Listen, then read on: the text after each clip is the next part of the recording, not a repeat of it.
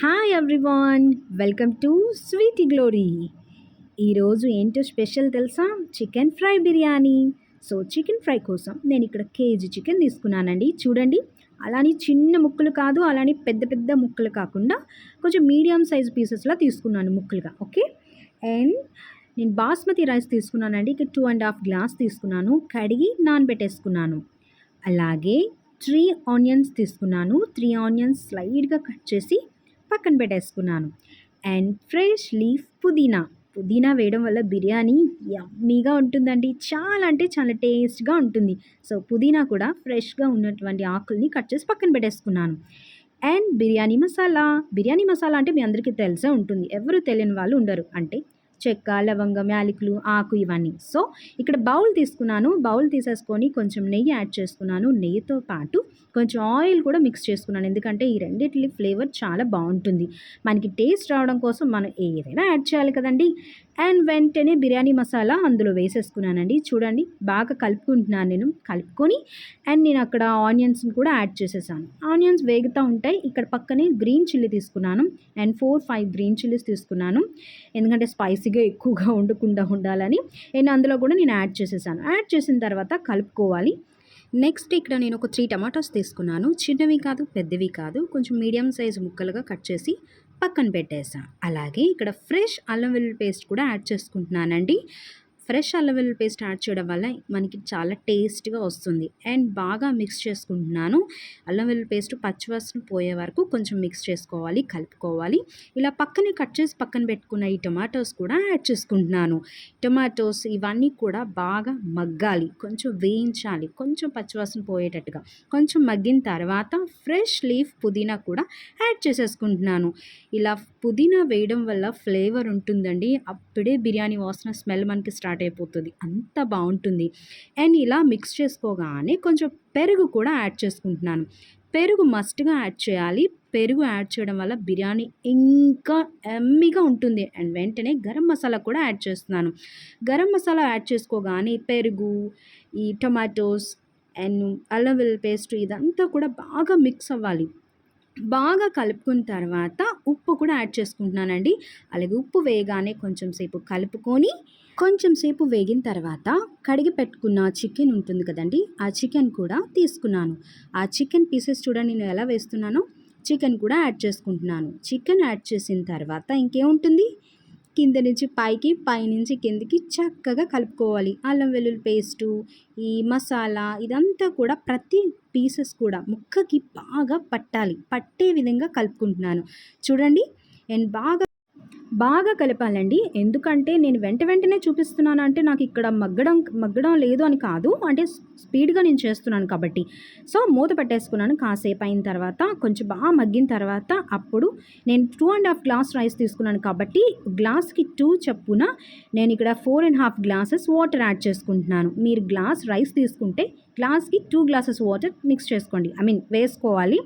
వేసుకున్న తర్వాత అలాగే ఉప్పు కూడా చూడండి, ఎందుకంటే మనం వాటర్ యాడ్ చేస్తున్నాం, కొంచెం ముందే వేసాము, కానీ వాటర్ యాడ్ చేసిన తర్వాత సరిపోతుందా లేదా అనేది మీరు చూస్ చేసుకొని ఆ తర్వాత వెళ్ళాలి. అలాగే బాగా బాయిల్ అవ్వాలండి.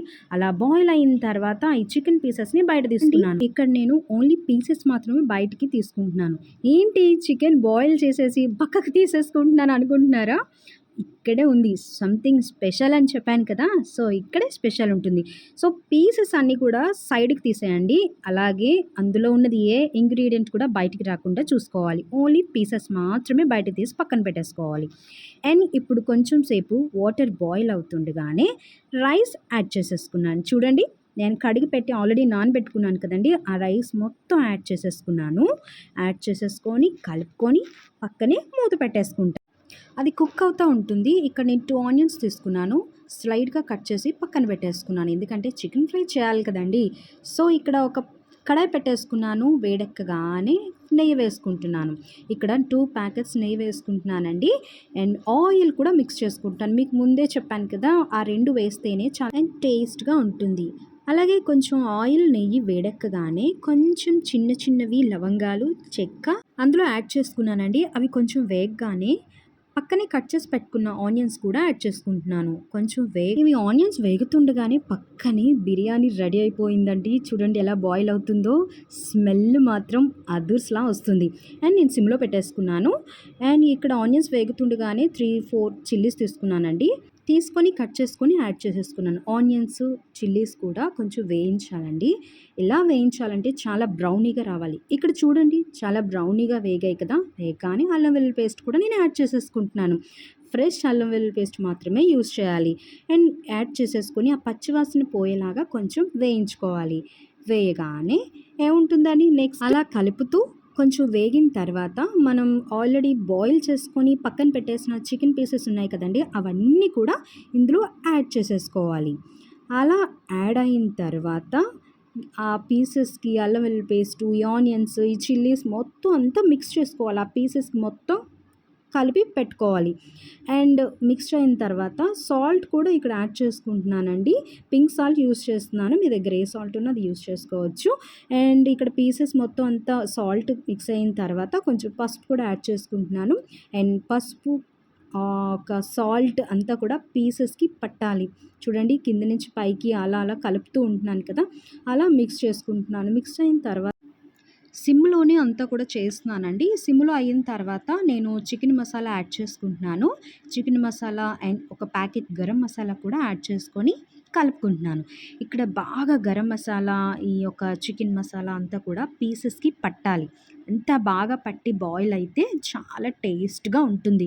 ఇక్కడ చూడండి చికెన్ ఎంత చక్కగా కలుపుతున్నానో. ఇలా కొంచెం సేపు అయిన తర్వాత కారం యాడ్ చేసుకోవాలండి. ఎవరి టేస్ట్ బట్టి ఎవరికి ఎంత స్పైసీ కావాలో అంత స్పైసీగా ఇక్కడ యాడ్ చేసుకోవాలి. కారం యాడ్ చేసుకున్న తర్వాత కూడా కొంచెం సేపు మగ్గనివ్వాలి. ఎందుకంటే కారం కూడా పచ్చి పచ్చిగా ఉండకుండా కొంచెం బాగా బాయిల్ అవ్వాలి కాబట్టి. ఇలా అవుతుండగానే పక్కన బిర్యానీ అయిపోయిందండి. ఎంత స్మెల్ వస్తుందంటే అప్పుడే తినేయాలనిపిస్తుంది. అంత బాగా రెడీ అయిపోయింది. సూపర్‌గా ఉంది. అండ్ తర్వాత చికెన్ ఫ్రై కూడా రెడీ అయిపోతుంది. అండ్ ఫైనల్‌గా chicken fry biryani is ready. Biryani smell రాగానే మా జోయా ఒక్కటే మారం చేస్తుంది. బిర్యానీ పెట్టేసేయి, చిక్కీ పెట్టేసేయి, బిర్యానీ పెట్టేసేయి, చికెన్ పెట్టేసేయి అని. అండ్ వెంటనే స్టార్ట్ చేసేసాను. ఇంకా జోయా బేబీ ఇక్కడ చక్కగా తినేయడం స్టార్ట్ అయిందండి. ఎందుకంటే తను పెట్టేసిన తర్వాతే మేము తినాలి కదా! సో, బిర్యానీ ఎలా ఉంది? బావుందా? అని అడుగుతుంటే ఏం చెప్తుందో తెలుసా? ముందు నువ్వు చికెన్ పెట్టు మమ్మీ, నువ్వు చిక్కు పెట్టు అని ఒక్కటే అంటుంది తప్ప కనీసం కాంప్లిమెంట్ రివ్యూ కూడా ఏమి ఇవ్వలేదు అది.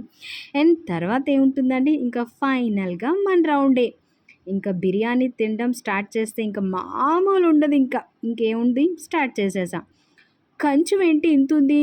ఫుడ్డు తింటే తరిగిపోద్ది అనేటట్టుంది. నాకు డైలాగ్ సూట్ అవుతుంది. అండ్ ఇక్కడ వేడి వేడి బిర్యానీ చికెన్ స్టార్ట్ చేసేసాను తినేయడం. నిజంగా చెప్తున్నానండి పుదీనా ఫ్లేవర్ గానీ, కొత్తిమీర యాడ్ చేయడం చూపించలేదు మీకు. కొత్తిమీర కూడా మీరు యాడ్ చేసుకోండి. కానీ చాలా అంటే చాలా టేస్ట్‌గా ఉంటుంది. ఇక్కడ జోయా బేబీ తినేసిన తర్వాత కూడా మమ్మీ నాకు పెట్టు బిర్యానీ అని మళ్ళీ వచ్చి కూర్చుంటుంది. సరే పెడతానని చెప్పి కూర్చోబెట్టేసా. ఫస్ట్ టైమ్ ఎవరైనా నా ఛానల్ చూసినట్లయితే please subscribe my channel. Okay, see you. Bye bye.